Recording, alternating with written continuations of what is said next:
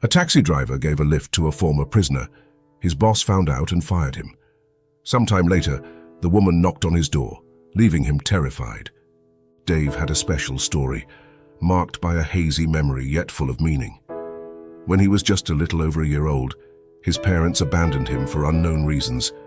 The only memory Dave retained of them was a hug full of feelings that he somehow could still feel. Dave ended up living in an old orphanage with walls that told stories and windows that creaked with the wind.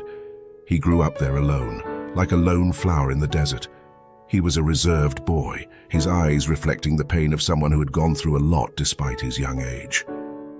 Once he murmured to himself, looking out of the fogged window of the bedroom, "Why does nobody love me?" His voice was barely heard in the hallways of the orphanage. But when he spoke, his words were strong and deep. Dave had a moment of bravery when he confronted Mrs. James, the strict caretaker of the orphanage, for mistreating one of the younger children. He looked her in the eyes and spoke his mind. That cost him dearly, leaving marks on his body and soul, but it also showed the strength of his character. When the time came to leave the orphanage, Dave left with a backpack and many dreams. He went to the big city, ready to face life's challenges.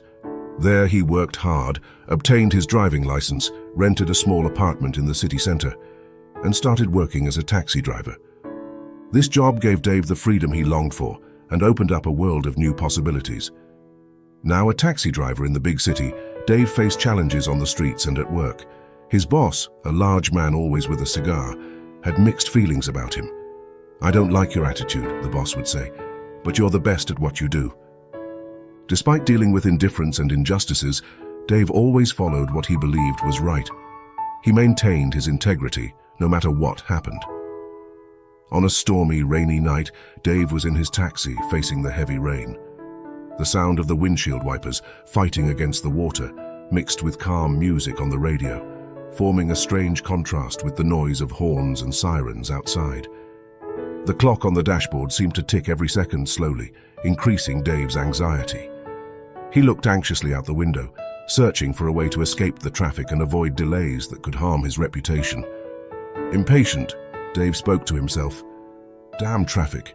Had to get like this just on a rainy night," tapping his fingers on the steering wheel. The red lights of the cars in front illuminated his face with a gloomy glow. He felt overwhelmed by a wave of loneliness and began to reflect on the choices he had made in his life, wanting to escape that situation. He suddenly turned the wheel, entering a dark and narrow alley, hoping to find a way out of the congestion. Carefully driving through the rain puddles, Dave was surprised by a figure that suddenly appeared in front of the taxi. He braked sharply, his heart racing, and the car stopped a few inches from a young woman. Frightened, Dave got out of the car, feeling the rain soak his shirt. He approached the girl, ready to deal with another problem on that turbulent night. "Are you crazy? You could have been run over," he said, his voice full of fear and adrenaline. It was then that he realized the young woman was pregnant. She looked scared and vulnerable, her pale face contrasting with her wet hair. Trying to control his own emotions, Dave apologized for yelling. "But what are you doing here, running in the rain?" he asked, concerned. The young woman with tearful eyes sat on the curb, hugging her belly while crying. "I just wanted to find a safe place," she managed to say between sobs. Dave, seeing her vulnerability, felt a knot in his heart. He opened the back door of the taxi and, with a kinder voice, said, "Get in. I'll take you to a dry place. It's not good to be out in the rain like this." Inside the taxi, with the rain still falling outside, the atmosphere began to change. Wanting to alleviate the silence and tension, Dave adjusted the rearview mirror, looked at her and joked, "Well, since we're here, let me introduce myself. I'm Dave, the taxi driver, when I'm not about to run over people in alleys." Julie, surprised by Dave's carefree attitude, smiled, drying her last tears. It was an unexpected moment of connection and humanity, a contrast to the turbulent night and the struggles they both faced. "Sorry for the drama," said Julie, catching her breath. "My name is Julie, and just to clarify, I'm an ex-convict." Dave was surprised, but tried not to show it. He raised an eyebrow, curious, and said, "Really? I would have never guessed." Julie smiled, somewhat resignedly, and replied, "Yes, women also have their battles behind bars, but don't judge me. Everyone has their story." Dave, thoughtful, agreed. It's true, and it seems like life is giving you a new chance with those little ones there, he said, pointing to Julie's belly. She caressed her belly and shared, actually, they're twins, and I'm in the 7th month. In the taxi, the atmosphere became calmer. Dave, focused on the road ahead, shared his feelings with a melancholic voice. I never had a family, no wife, no kids. Sometimes I feel like I'm alone in this huge world. Julie looked at him, her eyes reflecting a mix of compassion and strength. Life is full of surprises, Dave, but one thing I know, your kindness and empathy are evident, and that's more important than you think. Upon arriving in a modest neighborhood, Julie gave Dave the address. He hesitated to turn on the meter, prompting her to assure, I'll pay for the ride. I have some money saved up. Dave felt confused and somewhat surprised, finding it hard to understand how a clearly pregnant ex-convict could have any money. He recalled previous clients who promised to pay and then vanished without a trace. It's not necessary, he said. Seeing the disbelief on Dave's face, she looked at him and stated firmly, Dave, I may have been in prison, but that doesn't mean I'm without resources. I have money saved in the bank. I just need to withdraw it. Still somewhat incredulous, Dave responded, I don't want to cause you any trouble. I'm just trying to help. Julie laughed and affirmed, You're a very good person, and I appreciate that. But I'm going to pay you, believe me. When they arrived in front of a large bank, one of the city's most well-known, Dave was impressed. Trying to hide his discomfort with a joke, he said, I hope you're not planning any heist in there. Being an accomplice isn't in my plans for today. Julie rolled her eyes, laughing. Relax, Dave. I'm just going to withdraw some money, nothing more. And besides, I'm unarmed. Dave watched as she entered the bank, his heart beating a bit faster, feeling time dragging. Part of him feared hearing the sound of sirens and seeing the sudden arrival of the police. Julie's past made him doubt. Looking at his watch, he realized he was already late for his next client. Dave just hoped that whatever happened, this unusual fare wouldn't result in a complaint. In the end, Julie exited the bank and handed Dave the money. Thank you, you can drop me here. I have a place to go to in this neighborhood. Good night. They bid farewell, and Dave continued with his work. The next day, as the sun set, creating long shadows in the parking lot, Dave noticed a group of colleagues gathered in a corner, looking at him strangely. Before he could approach and ask what was going on, the manager called him into the office. Dave felt all the curious glances on him as he entered. The manager, a robust man with a thick mustache and a serious demeanor, pointed to a chair in front of his desk. Sit down, Dave, he said. In the office, a tense silence filled the air. Dave hesitated, sensing something was wrong. What happened, sir? He asked. The manager interlaced his fingers and leaned forward. Look, Dave, all our cars have trackers. We always know where they are, he said, pausing dramatically and staring intently at Dave, especially when they stop at unusual places like banks, as was your case last night. Dave swallowed, feeling a cold sweat. I can explain, sir. It was an atypical situation. A client needed to withdraw money. He quickly tried to justify. The manager gestured with his hand, cutting off his explanation. I don't want to know the details. What interests me is the integrity and efficiency of our company. Dave, anticipating a reprimand, mentally prepared to apologize. However, what happened next left him completely astonished. The manager, leaning back in his chair with a satisfied air, declared, Dave, considering your recent deviations from conduct, you're fired. He was perplexed. The reality of the situation took a while to set in.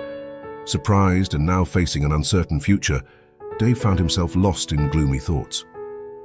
Shortly after, he was sitting on a bus stop bench, slouched and staring at the ground. The sounds of the city around him sounded distant, a constant hum. The humiliation of being fired still resonated in his mind. As Dave reflected on his sudden dismissal, his thoughts turned to Julie, the young woman he had met the night before. He wondered how she was doing now, and what had happened after she left the bank. Walking slowly home, the soft lights from building windows illuminated his path. Upon reaching his apartment, he decided to head to the kitchen when he was surprised by firm knocks on the door. Accustomed to unexpected visits from his gossipy neighbor, Dave prepared for a trivial conversation and opened the door. However, to his surprise, instead of the neighbor, he saw Julie standing there with a half-timid, half-confident smile lit by the hallway lights. "I bet you didn't expect to see me," she said with a hint of excitement in her voice. "It wasn't easy to find you, you know." Dave stepped back a bit, blinking in surprise, and asked, "Julie, how?" he asked. "Are you going to invite me in? Or are we going to stay out here chatting?" she joked. After the initial shock, Dave recovered, made room for Julie to enter, and said, "Of course, come in," still surprised. They settled into Dave's small apartment, and soon the smell of a simple meal began to fill the air. During dinner, Dave felt how the weight of the last few hours dissipated as he shared with Julie about his dismissal. He recalled painful memories from his childhood in the orphanage and talked about the injustices he had faced in life. Julie listened attentively, showing understanding and depth in her gaze. Dave listened carefully as Julie prepared to tell her story. She smiled, leaned back in the chair, and said, "Well, I just lost my job, so I have all the time in the world tomorrow." Julie, seated at the table illuminated by candles, took a deep breath, preparing to relive a still painful past. "When my mother passed away, my world collapsed," she began with a soft voice. "My father was the pillar of the family, a successful businessman, but the pain of losing my mother led him to seek solace." Julie continued, touching the edge of the glass as she relived each moment. "It didn't take long for my father to introduce Nydia, his new girlfriend. She was elegant, had a captivating charm, but there was something about her that bothered me," said Julie. "I tried talking to my father, asking him to reconsider, to wait more. I felt he was rushing, but he was determined. 'She fills the void your mother left,' he said. After my mother's death, I dedicated myself even more to my business, a company I had built from scratch. It was my refuge, my pride. One day my father asked me a favor, to hire John, Nydia's son. I did it for him, but it ended up being the worst decision of my life," she said, her intensity reflecting the pain of the memory. "John seemed kind and polite to me, but behind my back he planned my downfall. He forged documents, made false accusations of tax evasion, poor working conditions, and exploitation of employees. And before I could defend myself, I was accused and imprisoned." Dave responded with a soft and empathetic voice. "I'm so sorry, Julie. I can't imagine how hard it must have been for you." She continued, trying to contain her sadness. "But the most painful part came later. While I was in prison, I received news of my father's sudden death. And to make matters worse, I discovered that John and Nydia had taken control of my company." "How did you manage to get out of prison?" asked Dave, clearly intrigued by the twist in Julie's story. She explained, "I had help from some people outside, and the biggest surprise came through a letter from my lawyer. Before dying, my father sold the company and put all the money in an account in my name. I believe he somehow knew something was wrong." As he listened, Dave couldn't help but glance at Julie's belly. Initially excited but moved by curiosity, he delicately asked, "And about your pregnancy?" Julie looked at her own belly, running her hand over it with a mix of affection and sadness. "This part of the story began," she paused to take a deep breath. "I think it's the most complicated chapter of my life." With trembling lips and a gaze loaded with emotions, she continued, "My father was a man full of life and strength. I never imagined he would leave so abruptly. I always suspected that Nydia was involved. And while still in jail, I saw an unexpected opportunity in the prison director. He was influential, and I needed a way out. We ended up getting closer than I had planned. That helped a lot in my release process." She paused, struggling to contain her tears. "And now I'm pregnant with twins. Despite everything I've been through, I want to give them a different life, a life full of love and happiness." The sincerity and strength in her voice deeply moved Dave, who began to understand the complexity and resilience of the woman in front of him. Hearing Julie's story and remembering the difficulties he faced in his childhood, Dave felt a wave of compassion for her. "Julie, I would never judge your decisions. Each of us has our path and our battles." With a surge of solidarity, he approached and wrapped her in a strong, comforting hug. "You're not alone in this." After separating from the hug, the night had already covered the city with its darkness. "It's late. Let me prepare the guest room for you," offered Dave, wishing to make sure she felt welcomed and safe. Julie expressed her gratitude, and Dave made sure she was comfortable before settling on the sofa, reflecting on the unpredictable twists of life. As the morning sunlight filtered through the room, bathing Julie in a golden glow, she woke up to the comforting aroma of homemade food. Rubbing her eyes and slowly adjusting in bed, the delicious smell invaded her nostrils. Stepping out of the room, she saw Dave in the kitchen with an apron tied around his waist and hair slightly disheveled, focused on making pancakes. Noticing her, he smiled warmly. "Good morning, hope you're hungry," said Dave with a welcoming voice. "I decided to make pancakes with fruit sauce. Perfect for a fresh start." She smiled, feeling her stomach rumble with anticipation. "Sounds incredible, Dave, thank you." As they ate the golden, fluffy pancakes, a comfortable silence settled between them, broken only when Julie shared her worries. "Dave, I'm at a crucial moment. I'm going to give birth soon, and I still face many challenges to reclaim what's mine." A firm determination shone in her eyes. Dave responded with steadfastness and support. "Let's face this together. I know a trustworthy private detective and a lawyer who isn't afraid of big corporate challenges." Tears welled up in Julie's eyes, moved by the solidarity he showed. "I don't know how to thank you," she said, her voice breaking. With an encouraging smile, Dave replied, "We start with a good breakfast.